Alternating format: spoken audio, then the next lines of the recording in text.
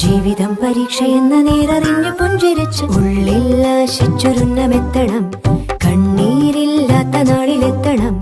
പൂജ്യത്തിൽ നിന്നു മുന്നിലെത്തുവാൻ ഇത്രയും നേരമോ ഇത്രയും ദൂരമോ? ഉള്ളിൽ ആശിച്ചൊരുന്നമെത്തണം. കണ്ണീരില്ലാത്ത നാളിലെത്തണം. പൂജ്യത്തിൽ നിന്നു മുന്നിലെത്തുവാൻ ഇത്രയും നേരമോ ഇത്രയും ദൂരമോ?